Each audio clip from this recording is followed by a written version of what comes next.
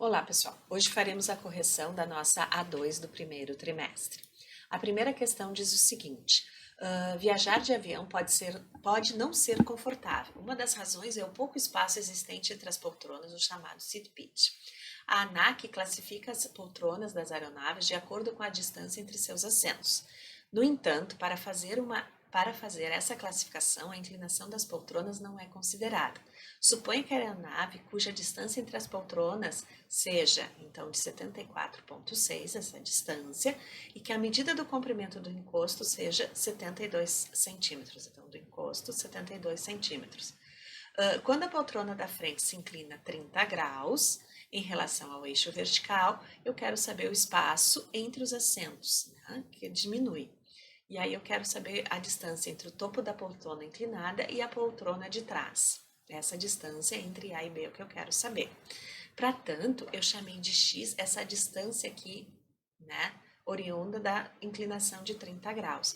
Se eu observar, esse x aqui, ele corresponde ao cateto oposto do ângulo de 30 graus. E o 72 corresponde à hipotenusa aqui. Nós temos aqui um ângulo de 90 graus. Então, isso devemos usar o seno. O seno de 30 é 1/2 e, portanto, o x vale 36. 36 é essa distância, sendo que 74,6 é a distância inicial. Quando eu inclinei 36 centímetros, essa distância diminuiu para 38,6 centímetros. Na segunda questão diz o seguinte: um eletricista instalou conduítes de um ponto A situado na parte de baixo da parede 1 para um ponto B situado na parte de cima da parede 2, conforme a figura aqui. Ao medir o comprimento de cada um dos conduítes, ele obteve 5 metros e 3 metros. Se a distância entre os pontos é de 7 metros e os conduítes estão esticados como segmentos de reta em cada parede, então o ângulo formado pelos conduítes nas paredes 1 e 2 mede. Então eu tenho a seguinte situação: aqui é 5, aqui é 3, aqui a distância entre os conduítes é 7 e eu quero descobrir quem é esse ângulo. Como eu tenho todas as medidas de lados e eu quero saber qual é a medida deste ângulo, eu devo usar a lei dos cossenos, que diz o seguinte, né? O lado oposto ao ângulo que eu quero, então é o 7. 7 ao quadrado é igual a 5 ao quadrado mais 3 ao quadrado menos 2 vezes 5 vezes 3 vezes o cosseno desse ângulo, que eu vou chamar de x, que é o que me interessa. Vou elevar ao quadrado e efetuar essa multiplicação aqui. 25 mais 9 dá 34. Tiro 34 de cada lado da igualdade, eu tenho 15.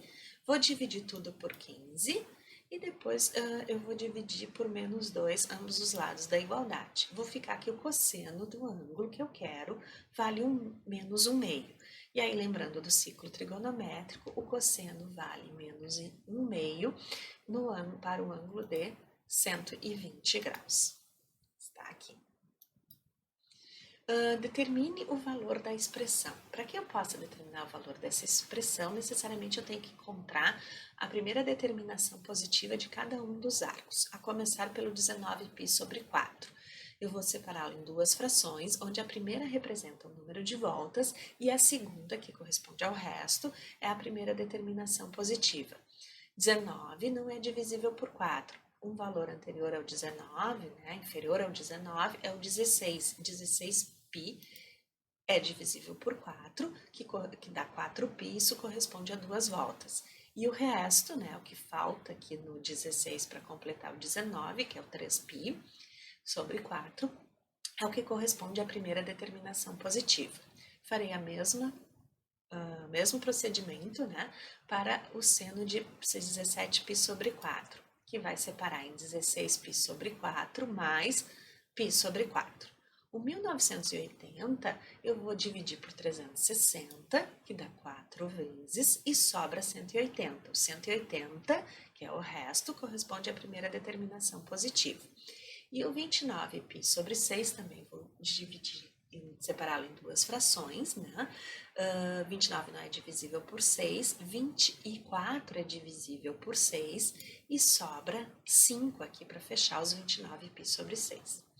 E agora eu vou substituir nessa expressão pelos arcos côngruos que correspondem às primeiras determinações positivas. A partir disso, eu necessito pensar no ciclo trigonométrico para ver os valores de cada um deles. O cosseno de 3π sobre 4, 3π sobre 4 está aqui, o cosseno vale menos raiz de 2 sobre 2. O seno de π sobre 4 está no primeiro quadrante, vale raiz de 2 sobre 2. Já o 180 graus, ele corresponde a esse ponto aqui, que é o cosseno vale menos 1. E o 5π sobre 6, ele está no segundo quadrante, e o valor dele, do seno, é 1/2. Então, fiz as devidas substituições. Aqui eu posso cancelar e vou ficar com menos 1 dividido por 1/2, que será menos 1 vezes 2, que é menos 2. Resposta final. A quarta questão, ela corresponde às funções trigonométricas. O primeiro gráfico aqui, se vocês observaram, ele é um gráfico de seno, né, onde a imagem varia de menos 1 até 1, e o período dessa função ele é inferior, é menos que 3π sobre 4. Por isso, eu tenho aqui 3 meios, né, 3 meios de x. Então, esta é a função seno, onde a imagem varia de menos 1 a 1 e o período, então, pode ser encontrado a partir desta formulazinha aqui, em que o c vale 3 meios, certo? O gráfico B, ele é um gráfico de cosseno, onde o período foi reduzido, né? Então, o período é de π. Então, para ele ser reduzido o período, é porque eu tenho que o valor C foi multiplicado por 2, lembrando que eles são inversamente proporcionais. Aqui eu também tenho um gráfico de cosseno, onde a imagem foi ampliada, variando de menos 2 até 2, e o período se mantém o mesmo. Portanto, é o gráfico 1, onde a imagem foi ampliada multiplicando por 2. E por último, no gráfico D, eu tenho que a imagem foi deslocada, transladada 2 unidades para cima e que ainda o período foi modificado, foi ampliado, né? Dobrou o período, passou a ser 4π. Quando dobra o período, significa que o C foi dividido por 2. Por isso que a letra, o gráfico 4. Aqui eu tenho novamente e corresponde então à letra D. No próximo diz o seguinte: um burro se encontra preso a um cercado completamente gramado, cuja forma é um retângulo com dimensões de 50 por 70, então 50 por 70. Ele está amarrado por uma corda de 50 metros que está fixada em um dos cantos da pastagem, ou seja, em um dos vértices do retângulo, conforme a figura a seguir. Considerando π igual a 3, e aí eu tenho que analisar qual é a afirmação correta. O que eu posso dar conta aqui?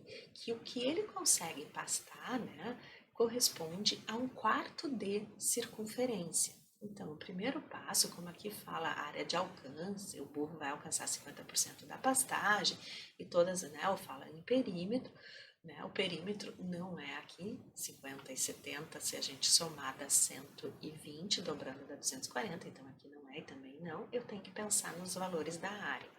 Então, eu tenho que fazer a área, primeiro eu vou fazer a área da pastagem, a área total do terreno, aliás. 50 vezes 70, que é 3.500 metros quadrados. Já a área de alcance do burro para pastar, ele corresponde a 1/4 da circunferência. Então, é π vezes o 50 ao quadrado, a corda que corresponde ao raio da circunferência, e eu devo dividir por 4.